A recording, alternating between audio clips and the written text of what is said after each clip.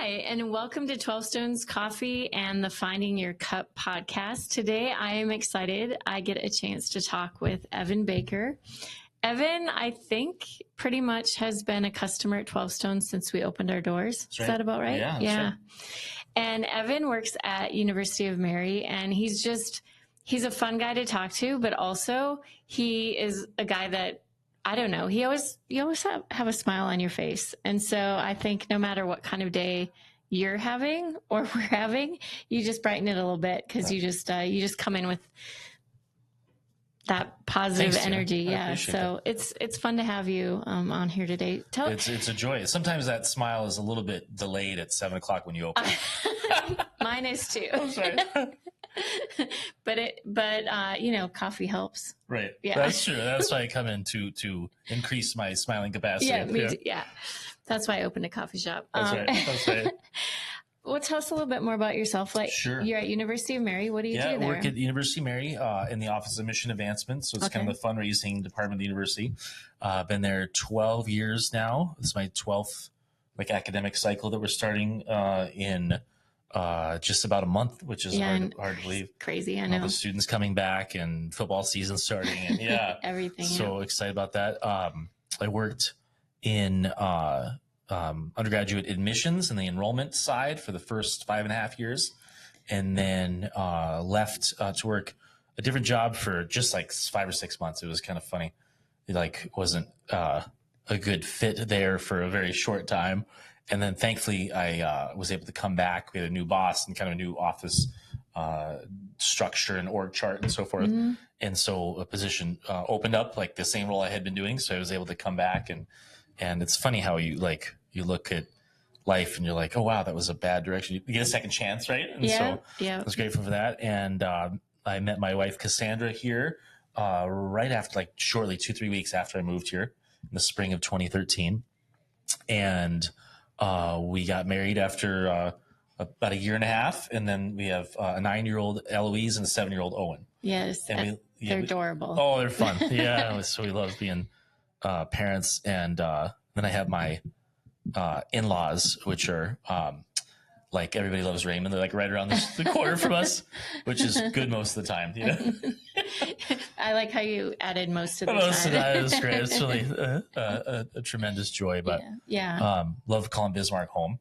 Yeah, and I'm glad for growing up in California, but I think this is a very family-oriented place, and it's good someplace. Community. Oh yeah, love the community, and someplace I think that more people should move. Or seeing it already. Tremendous growth. I was going to say tremendous growth. And I should explain too, speaking of community, the University of Mary community is just a blessing to us at 12 Stones, because University of Mary is just down the road. Right. I don't know how many miles, just a few. Yeah. So I love all the different students and professors and all the different employees that come in, like yourself as well, that, it's like University of Mary is kind of, family to us. Many of you are. And so I think it's cool. One of my memories from the first couple of years when we were open is how old did you say Owen is now? Your son? He's 7. He's 7. 7 years old. So we've been open for 5.5 years. Right. And when Owen would come in with you, and he had that cute little jacket with the tail. Oh, was it a dinosaur you remember tail? that? Yeah. Oh my god, A skunk tail. It was a skunk tail. Yeah, that's right. Oh my gosh, it was so cute. Yeah. I was gonna say so stinking cute. No pun intended. That's funny. That's right. But anyway, so so it's always fun to get to know our customers and their families, and that kind of brings up why we kind of, there'd be many reasons to have Evan on the podcast, but something that's been so interesting to hear about is, you ended up being a contestant on Worst Cooks in America. Season 20, Worst Cooks in America. Yeah. Episodes 1 through 4. Yeah. And first, tell us how you ended up being a contestant. Right. So it was fall, summer, spring. Maybe it was summer of late summer 2019. Okay. And my wife Cassandra and I were in our 2-bedroom apartment in Bismarck, and I was trying to be like creative and resourceful and a good North Dakotan. And whatever it was that I created was not appreciated like as a culinary option. And so I think there was like spaghetti mixed with like guacamole, and it was like a bunch of leftovers. A lot of flavors that didn't quite interlay well together. And so Cassandra right there in our kitchen pulled out her smartphone and submitted an application for me for Worst Cooks in America. Like that was just, she found online, and she didn't know if it was outdated, if anybody would check it or whatever. And she didn't spend a whole ton of time, elaborating. It was just like something she did quick to get it submitted. And nothing, we like forgot about it. Didn't think anything of it. And then 3 months later, I got a call from an 818 number, which I know is in Los Angeles area code because that's the area I grew up in. And it was a casting producer, and I thought it was like a kind of a friend of mine who was like playing a joke on me. But that led to the next step, which was like a Zoom interview. And then where I had to like sing, and I had to like, I had to like sing the Canadian national anthem in French or something like that. It was like this in French. Yeah. Cause they like ask you to sing anything. Right. And I'm like, what do I like know? And for some reason that like was, and it in mind. French? Yeah. I knew like parts of it in French at least. And so you just try to like be different and like gregarious and outgoing and loud and like, comfortable, like, outside your comfort zone, right? And like, and willing to like, I guess, catch people's attention. That's all like good cannon fodder for what, to getting through the next round. And then, there's like 6 rounds of interviews. Oh, wow. It was crazy. And then you submitted like all these clothes that you would wear that can't have any logos and that could not like confuse the camera, like make it like, you can't have like certain patterns, right? Yeah. And then we learned in January that it was like actually going to be on it was crazy. There's like 11,000 applicants, and they picked 14 of us. Yeah. Oh my gosh. So yeah. And there's like this huge like 163 questionnaire like application, And so we flew to New York. We meaning like just all the contestants. So I guess I went by myself. And we like started filming the next day, and it was great. Got to know people very well. It was kind of nice, actually. It was like late January 2020. So there was no cell phones, no wallets. That was the awkward part. It's like, you're like, give up your like phone, your wallet right away. You're like, this is weird. Like, I don't have anything, no keys, a phone, no wallet, like nothing like identifying you, and because they don't want you like sneaking out like the back door of the hotel and like going to bars and that's why you have to give your wallet up. Being like hungover like for a 6 a.m. call, you know what I mean? Yeah. It's bad form for like a major TV show, right? And so I learned that. Then they like actually like when they can trust you, they give you your wallet back. It's kind of funny like as it gets like deeper into it. How about your phone? Yeah. Do you ever get that back? I think they did around the same time. But you get your phone back when you like are at the hotel. Oh, okay. That's what it is. You just can't have it on set. Oh, that makes sense. Yeah. Yeah. So that's kind of how it worked. But then we filmed for like 4 days, and then actually Chef Ann had to go to Vegas to film Vegas Chef Prize Fight. And so we had like 4 days of filming, and then we had like 5 days off. It was this kind of odd, it like never happens, like is what they said. It just the scheduling snafu to where they had to like do it then. Yeah. And so we got a lot of chance, like we spent a lot of time with these other contestants. Like one gentleman, Darian, played in the NFL for a time. And so we got to watch the Super Bowl together. And that was, that was fun. It was super cool because he's like, he knew every single play that was coming because he was like an actual like professional football player, you know what I mean? And he knew what the defense was doing. And so that was like, for me, I was like geeking out, like watching this Chiefs and 49ers Super Bowl in 2020 with an actual NFL player. That's really cool. Former players. That was cool. And then like we just did. I remember playing like Uno cards a lot. It was actually like these random people from all over the U.S. who I had nothing really in common with. Like we for sure had like different like moral standings on certain things, different religious backgrounds, different cultural backgrounds, different economic backgrounds, different everything. But it was like, well, we didn't have phones, so it was like there's a lot of like just like genuine conversation and like I said, Uno card games and fun time together. Like That's cool. yeah, so I was really like touched by that the most. And like the longer you were together, so we were together for 2 weeks. The people who I was with, who some people got. I was the fourth one out of 7, so I was like kind of right in the middle. Okay. So 3 people left before I did, and then 3 people made it past me, right on my team, and so we got a chance to really like bond and spend quality time together and kind of develop some real relationships. And so I was grateful for that. And it was kind of funny because like we were almost like in quarantine. This is like early February 2020. Oh yeah. And then like a month later, it was like it was real full blown. quarantine. Yeah, it was like not a drill. You know, it was like no TV shows. It was like actual quarantine. And so, so that that stands out to me as something that was really special to learn with those people and to kind of create bonds and so forth. We still keep in contact. So Chef Ann just passed away a couple weeks ago, and a number of them reached out and said like, you know, did you see this headline, or like can't believe she's gone, or things like that. So a chance to reconnect, and we still send Christmas cards to a number of them. And that's really cool. Right. So there was 2 teams. Yeah, 2 red and blue. Yep. Chef Alex Guarnaschelli was blue, and Chef Ann Burrell, the host of the show and kind of the main event, main attraction, was the red team, and I was on her team. And you were on her team. Yeah. And so when you were talking about connecting and stuff at the hotel, you really only hung out with your team? No, everybody together. Oh, everybody together. Yeah. Okay. We did.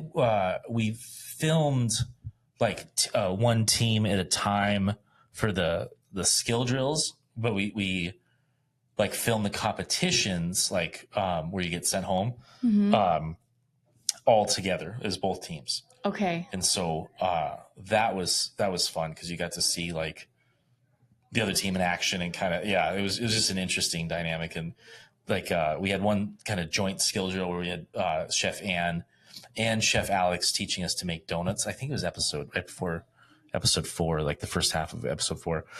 And these are like high D, strong chef personalities. Yeah. But both like very talented in their own way, and they're friends too.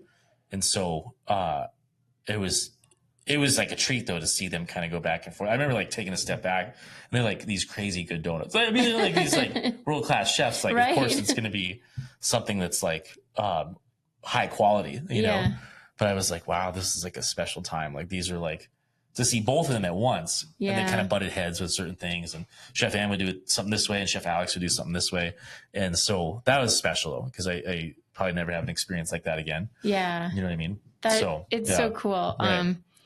So I've only watched a little bit of Worst Cooks in America, but I used to watch Chopped. Used to be the show I watched all the time, and so Alex was always a judge on there, and Chef Ann was a few times. But then I always remember, I think I was telling you, I remember Chef Ann all the time from Iron Chef America. That's right. That was the other series I watched all the time. Chef Alex, I'll say one quick thing, Dina, about Chef Alex. So we were there before episode 1. We were all kind of lined up, and it was like this big reveal, and they're like, it's Alex Guarnaschelli. And I'm like, I don't know. Like, it just didn't ring a bell. Like, I mean, I'd watched like some Food Network, but it just didn't like, I'm like obviously not as into it, or wasn't as into it as I should have been. But, you know what I mean? Like, so it didn't like resonate with me. I had no idea who she was. Yeah. And even after like she came out, it still was like, this should maybe jog my memory, but I'm not sure. But she was a delight. Like, I wasn't on her team, so I didn't work with her a ton, but she would like come and hang out with us in the break room, and she's like world-class, like celebrity chef. Yeah. And big time. And just talking about her dad and his affinity for Chinese food, and her daughter learning to cook, and just really down to earth, super normal, and very enjoyable. So I was like, thrilled with just how kind Alex Guarnaschelli was with us. So that's a little tidbit there. Yeah, that's really cool to hear because you just always kind of wonder, you know. Oh yeah. Yeah, like what are they like off camera? Right. And, But she was super sweet and no guile, and she was like enjoying the experience too, you know. Yeah. So because I feel like every chef has like when you're new to the show, it's like Chef Anne's show, Yeah. and so that she's not going to host. She is not going to host season 28. She left the show, or Food Network moved on from her, or what have you. But now she passed, of course. But like I think everybody who was like a guest chef, Tyler Florence, like I think Bobby Flay had a season of guest chef. Like there's all these other chefs throughout the years, but everybody, at least to a certain extent, was like a little bit enamored by Chef Anne because she was like such a strong personality, and the hair alone, like the shark fin type blonde, you know, you just kind of like you like knew that you were like in her domain, and you're in her like it was her show and you were just a part of it, you know. So I really look back on that with fond memories. Well, and it's funny because right before you came in to tape this episode of the podcast, we were just chatting about it out there, and my daughter pulled up the clip. There's a clip of you, and and then the ghost of Chef Anne. Yes. It's so funny, and it's really good. And well, kind of the sad thing. We were talking, I don't know, a couple months ago, and we were talking about how we can't even watch the season now. Did it air at one time? Then they had to pull it, right? Yeah. And that's just weird too. I'm pausing to lower the audience's expectations. Yeah. So that's weird for sure, Dina. You're spot on. So it started in like mid-June 2020. Okay. We finished filming in early March. I got sent home after episode 4. And so that was like the end. That was like the middle of February. Yeah. They filmed into the first couple of days of March when they wrapped. And the woman who won the show got in some legal trouble, and it was really bad PR for the Food Network, and is now in prison for what caused her to be in legal trouble. Yeah. And she, or as a result, like that was like grounds for like the Food Network pulled the show from all streaming platforms, so you can't like find it anywhere. Yeah. Like on, you know, if you're watching like on Hulu or something like that, there's all these seasons, but you'll see it go from like 18, 19 to 21 to 22. You know what I mean? Just goes right over it. So it's like just clips basically. Yeah. There's like it's not anywhere to be found. Yeah. Which is so longer. like I know. sad. So like so a couple of questions. Yeah. One, as a contestant on the show, do you even have the full season? Like, can you watch it somehow? So I just like anybody, we purchased the season for like $12, or like, you know, when it was still on. Yeah. So I have it on my Amazon Prime account still, so I can still watch it. Okay. If I log into my Prime Video. Yeah. So since you purchased it, you still have it. Yeah. And then along those lines, I was on another show, a trivia show last summer called Lucky 13. I wanted to talk about that. Yeah, and that show's gone too. What? Yeah. So I mean, it's still like I think it's on Hulu. I haven't looked, but like the show doesn't exist anymore. Okay. It was just like a one and done. There's no it wasn't renewed or whatever. It was just like not picked up. Okay. So so that show no longer exists. I guess Worst Cooks like exists still. So that's one positive, but. Well, okay, and just to go back to that for a second. So it was episode 4? Yeah. That was your last episode? Right. Okay. That was it, yeah. So what does that feel like? I mean, you know, did you know you were going to get cut I knew it was going to be cut. Yeah. I didn't really know. Like, I was just so dramatically far behind. I was like so much how do I even explain this? I struggled so mightily. I was like so incapable of doing anything like positive in the culinary side of things other than providing some entertainment. I was like genuinely lost, right? And it felt like the SAT again back in high school. It was really rough.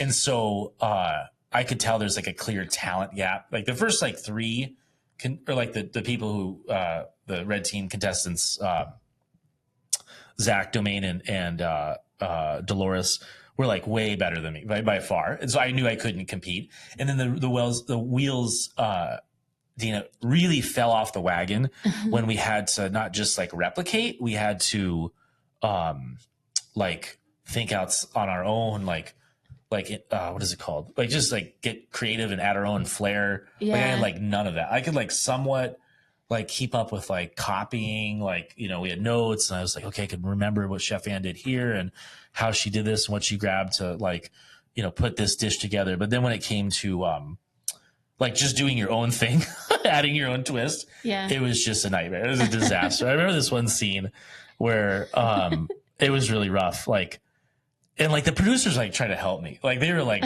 they like felt bad for me. And they're like, there's all these people who are right there on set, like in the midst. You don't see them on camera, but there was like 35 different people. There's like medics. There's like cameraman, tons of camera. There's a photographer. There's a producers. There's everybody. Right? Yeah. And I remember they were trying to like encourage me, like why don't you take this and this? And it was just rough. So I knew that there was a pretty good chance that would be the end of the road. But I was there for 2 weeks and I like had to take a week of like unpaid time off of work. And it was like a Saturday, I think, that I got sent home. And so I knew that they'd like, want you gone like the next morning, you know? And so I knew that I could go home and be with my wife and kids I hadn't seen in 2 weeks. And so it wasn't the worst, like, you know what I mean? And when it was all said and done, I was like, I can get to work Monday and, you know, all will be well. But I remember calling Cassandra from the break room where we were hanging out and with no phones and just talking to each other and getting to know each other. And it was just me, and they gave me my phone back so I could call and like arrange, you know, to tell her I was coming home. And she was so disappointed that I was being sent home because it was not far from when, maybe a round or two from when, if I would have made it through, then she would have been flown out.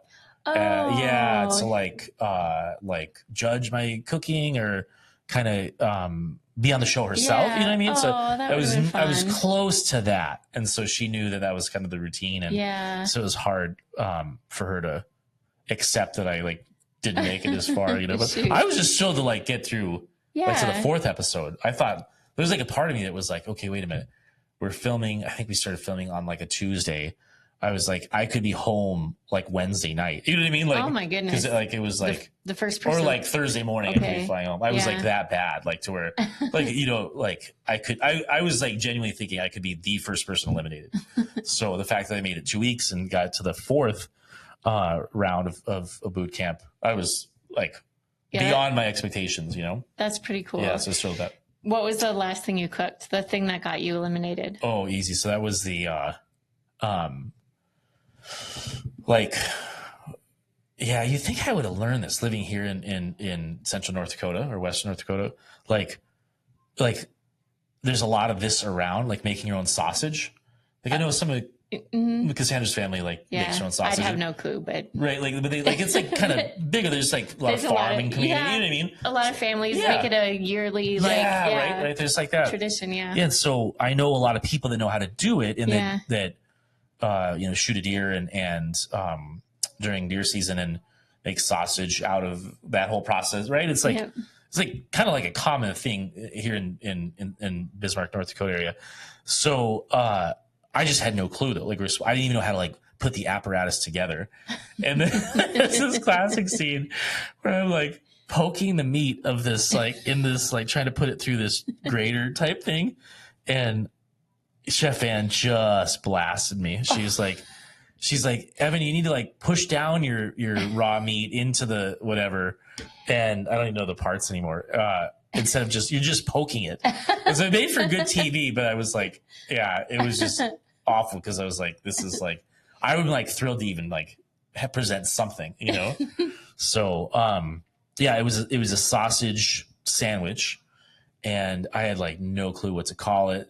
I remember going to this is where, things really ended poorly for me. This big like display of condiments. Okay. And there's all like everything you could like ask for that you could like add to a sandwich. There was like jardiniere. There was like a ton of different stuff. There was olives, like whatever, like there's just 1,000 things to choose from, and like nothing came to my mind.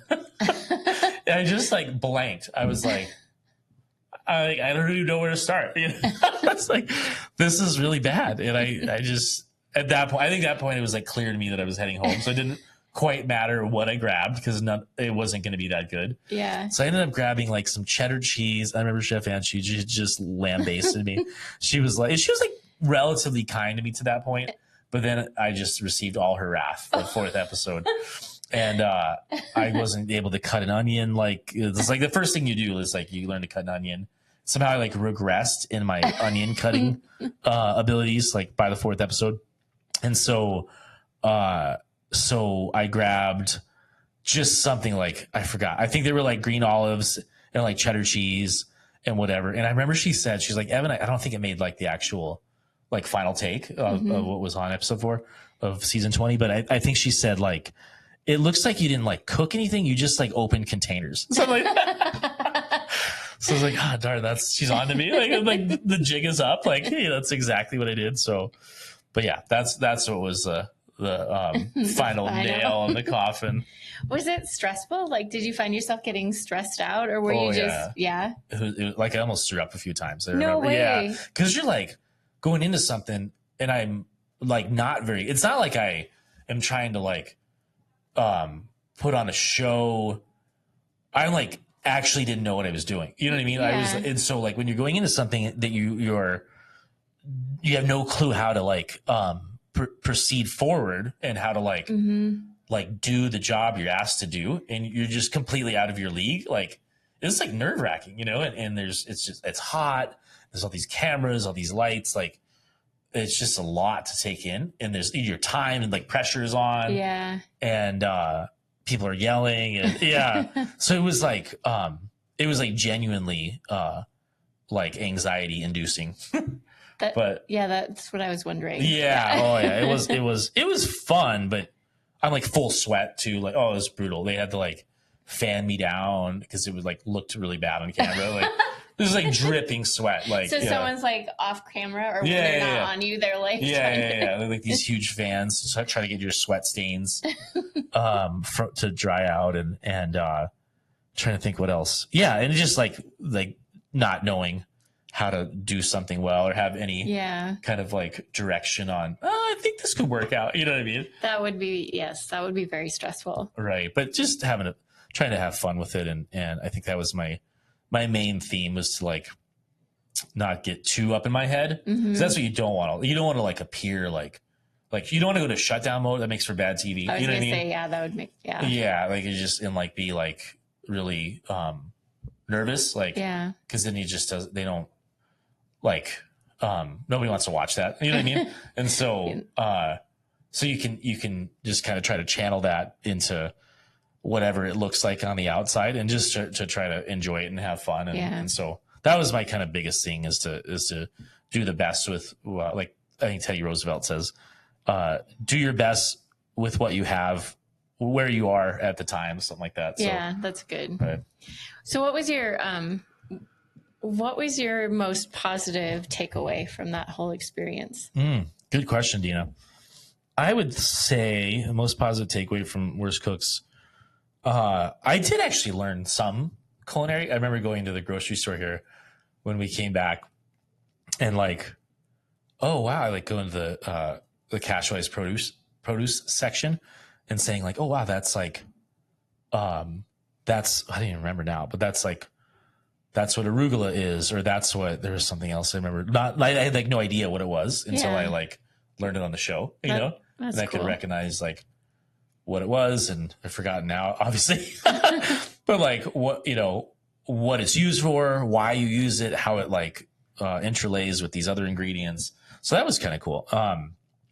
And then just the relationships, like of the 13 other contestants. And, that's really cool. And getting to know their lives and their families, and so much of kind of what makes them tick, and sharing that bonding time together. Yeah. So that was pretty special overall. So those are two things to take away. Yeah, that part sounds like a lot of fun. So Okay, so then I want to talk about, because I also learned this in conversation, which was just interesting, is once you've kind of been on a show Right. and you have like a personality, I guess, that Sure, producers like for TV. And right. so then you kind of are put into this, I don't know if I'm going to explain this correct, so you can explain it better, but kind of you're put into a pool of Right. like possibilities, and because you got another call then for a couple years later, so I think you're just like, so the casting producers are the ones that are like deeply connected with all these different shows and these kind of new shows and these, you know, sort of opportunities. And so once you kind of make an impression with a casting producer, they'll kind of keep you in mind when they need to like put forward certain candidates that they know could at least be like taken seriously by that are familiar and kind of may be able to audition well and stuff like that. So yeah, that's kind of how I got connected with Lucky 13, and I knew it was a new trivia show, and it came together pretty quickly. I didn't know the network, right, but it was like a major network. And then I remember having to take maybe like a 15 question, 12 question like assessment. And I did well enough there to move on to like the next round. And then same thing, like a big long application process again. And then we filmed that in mid-June of last year. Yeah. Okay. In Las Vegas, there was like 117 in mid-June. And, right. and that was different insofar as it was just like a 1-day shoot. We started filming at like 12:30, and then we wrapped at like 9:15 or something like that. So there was less of like bonding time with other people, but my wife was able to come, so that was fun to share that experience. Yeah. But did they have like an audience, like a game show audience? So they like paid people to be in the audience. Yeah. Oh, they paid like random like Las Vegas people. Yeah. And it was small though. There's maybe like 150 total around there in this studio, and I think they filmed maybe 3 episodes in a day, something like that. Okay. And so I was like the last episode, that was the first half of episode 3, but you don't actually know what episode it was going to be. So the people we filmed on like the third day of filming. Okay. And the people who, the contestants who filmed before me in the same day were on the pilot episode, if that makes sense. They were on the first episode, right? Okay. And you were on episode 3. Yeah. Okay. I was episode 3, I think, looking back on it. On the second half of episode 3. When it's funny that the first half of episode 3 was the guy that filmed like on Monday, and I filmed 2 days before him on Saturday. But then Shaq and Gina wore the same clothes.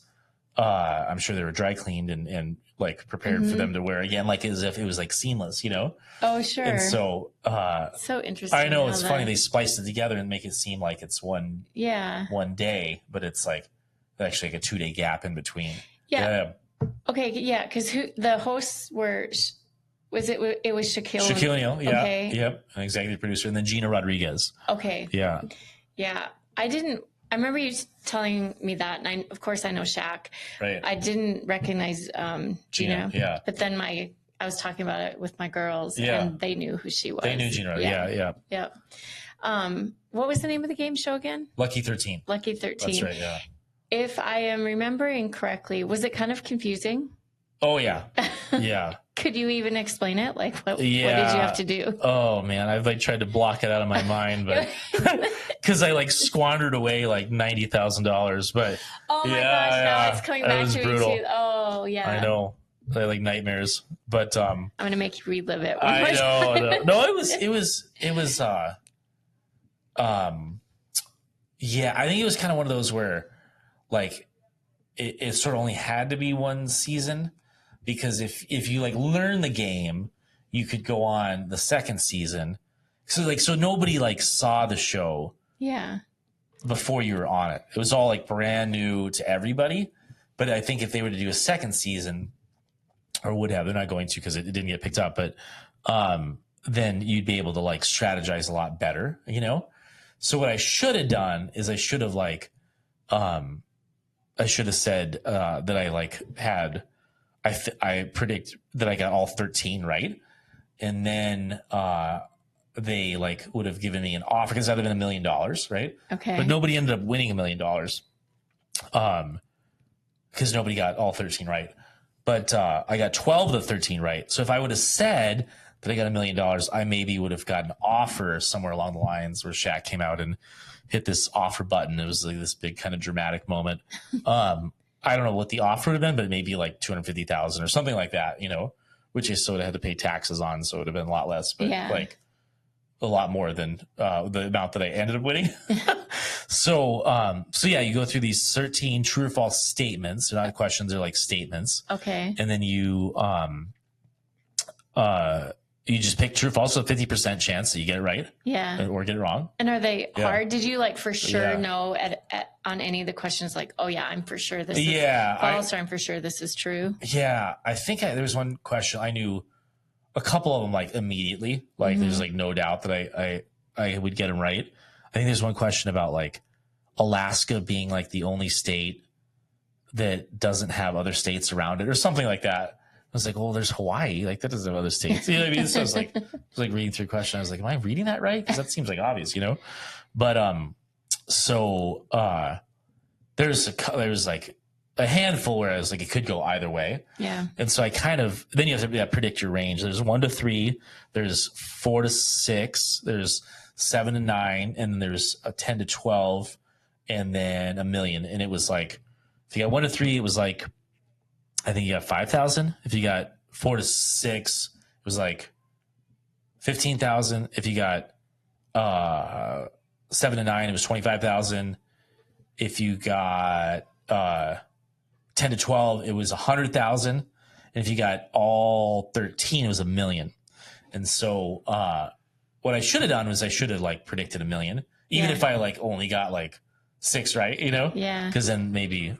But then they like redo the question, the statements in a different order to like make it more dramatic, you know? Okay. It's not like the same order as you were asked. So so you kind of don't know. So you can decline the offer, you can accept the offer.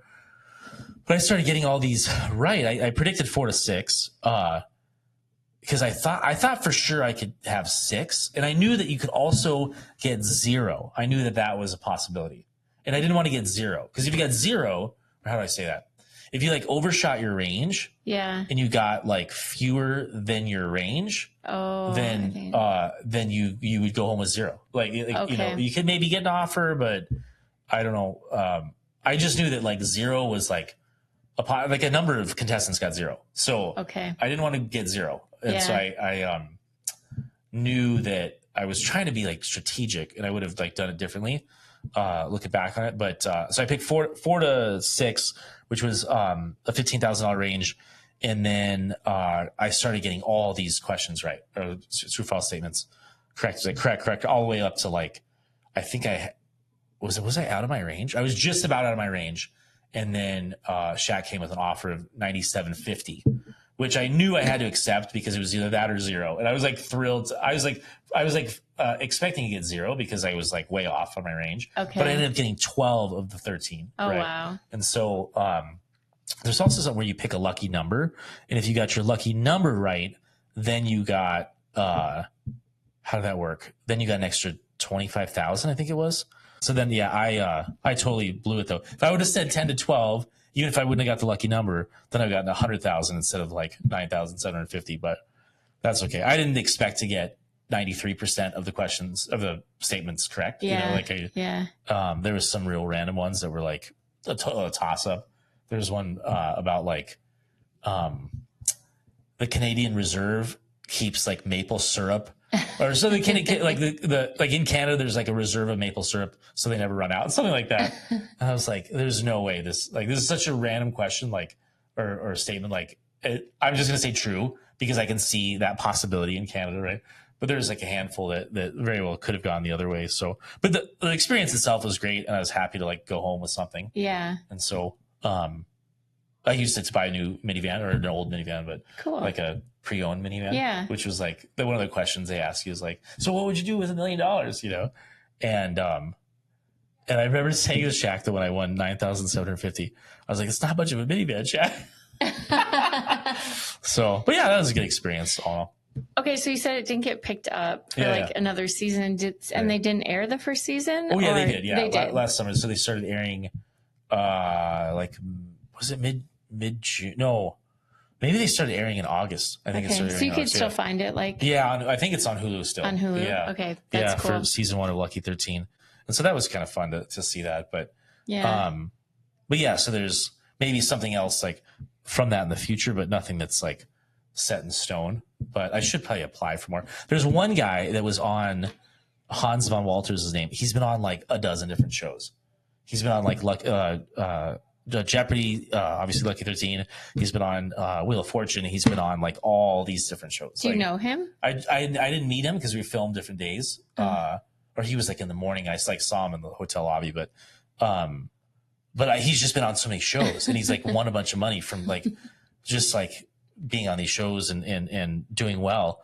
And so that's kind of my I draw inspiration from Hans von Walters, like being on so many different shows, and maybe that's something for the future. So I suppose too, if you applied or filled out the applications for more shows, because now you can basically, it's like a resume, right? Like now you can put, well, I've been on Worst Cooks and Cooks. Yeah. And I think it works for you more than it works against you, especially if there's like a little bit of a gap in between. You know what I mean? Okay. Yeah.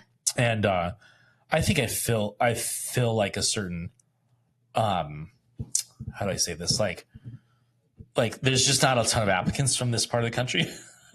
Which is hilarious because I grew up in Southern California, and so there's always people in Southern California that are on these shows. It's very ironic that you grew up in Southern California, moved to North Dakota, and that's when you... Right. But like I never got any opportunity to be on any shows when I actually lived there. And then I moved away from there, and there's like all these opportunities. It's hilarious. Somebody that's listening that would want to be on some sort of... apply to a game show or some sort of competition show, what would be your biggest piece of advice when filling out the first application? Sure. I think somebody recently was on Jeopardy from Valley City or from Fargo or some North Dakotan recently. So there's been a few more, which has been good to see. But I think just to kind of like add as much zest and energy as possible. Like, don't apply if you're like feeling tired or feeling like you're just not excited to do it. Like it's just, you're just going to be passed along and looked over very quickly. Mm-hmm. So like bring a high level of energy and just get through the whole application process, but do something to stand out. Like I think I had one of the with Worst Cooks, my interview process, like how'd they do that? We had to do like I think I still have it. I should look and watch it again. But we did like a cooking demo in our apartment, right?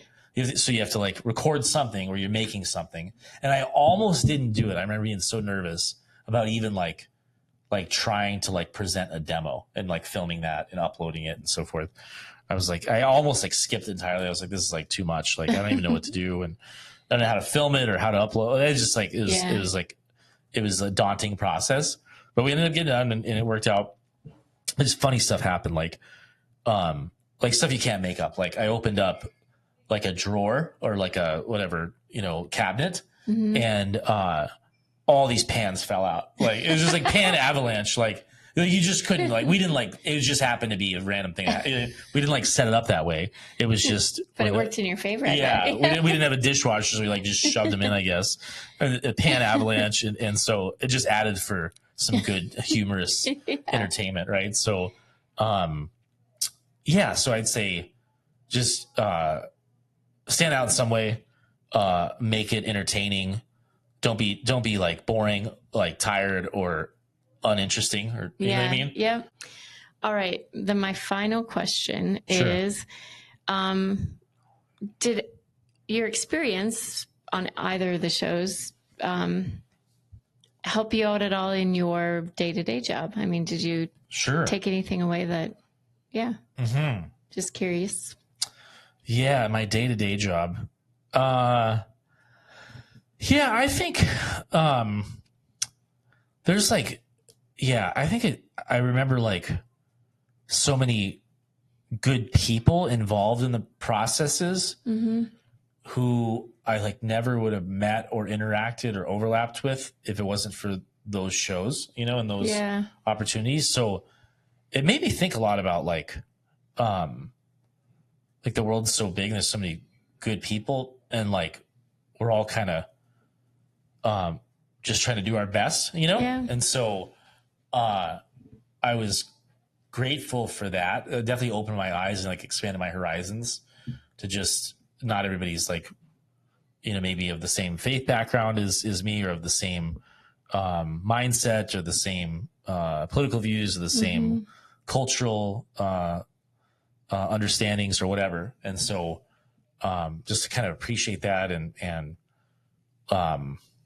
just enjoy who they are as a person, right? Yeah. So that's kind of resonated a lot, and to like make the most of your time with them, and to try to ask them questions and be kind, even if you're like exhausted and you're like sweaty, and you know what I mean, and smile and make people feel cared about and loved, and that you're like investing in them, and like the, even if it's for a short time, like make some good impressions, like that goes a long way, Yeah, I think don't be like too high maintenance and cause them to like any more stress or strain than there already is on a show like this. But yeah, go ahead.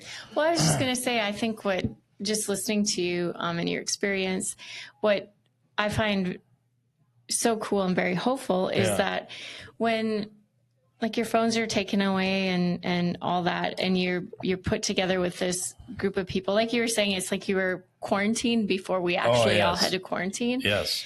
And you had all different sorts of views and whatnot, but you actually found a way to create community. Oh yeah. And I think that's just a good lesson, right? Because it's too easy to be distracted or to get too caught up in your own sort of little sphere, especially when we have our phones at our beck and call all the time. You can really shut people out pretty easily. Right. And I think it's just cool that you guys formed community and relationship, and that you still keep in touch. Right. Yeah. So I just think that's a very hopeful thing. Yeah. It makes you like, I think, appreciate like how we all kind of need each other in this life. Like we're not in it alone. Yeah. So that's really good. Yeah. That's really good. And so I think it was so fun to talk to you about all this. And there's some funny moments, but then this is like the gist of it, right. It's why we love getting to know our customers too, because we learn stories, and we form community, and just the same as I go back to, like, you formed that community with, when you were on Worst Cooks in America. So that's right. Yeah. This has been fun. Thanks, Tina. I appreciate you having me on and let me ramble about my experiences with Food Network and with ABC and those two kind of unique opportunities. And yes, very unique. And so it's, like I said, it was fun to kind of live vicariously through your story. Sure. One quick nugget, if you don't mind. Yeah, absolutely. And hopefully this, I just came across a headline in the last couple of days that spoke of, and it really touched me. I didn't even read the story. I think I knew what it was just from the headline. So this is like a very AI oriented kind of direction that society is going now, right? Mm-hmm. And a lot of times things are easier, things are more efficient, and you know what I mean? We're seeing some tremendous, I guess, process improvements, right? Yep. But I remember this headline saying that AI doesn't have the ability to schmooze. And so as a fundraiser, I was like, oh yeah. It's and I'm sure if I'd have read the story, it would have talked about there's a deeper layer there of caring for people, acting like you're interested in them, because hopefully you are genuinely interested. You know what I mean? Mm-hmm. And I was like, yeah, that's true. like of like simple stuff like saying please and thank you and like smiling, and like this is like all like I think gonna maybe rise to the top and maybe like a lot of what employers are looking for, because these are like intangibles that you can't just like machine through, you know what I mean? Right. Does that make sense? Yep, it does make sense. And so that's been on my mind and my heart of late, is just how to like separate yourself from AI and in a like a real like tangible way. Yeah. And what that looks like on a human level. Yeah, that's because we're like becoming like non-human in so many ways, right? Yeah. So like how is like the true essence of a human gonna like separate itself from all these non-human kind of directives? Yeah, yes. You see what I'm getting at? I do see what you're getting at. And that is like that's food for thought. That's a good, right? good way. Stay tuned for next podcast. Yeah, exactly. Right.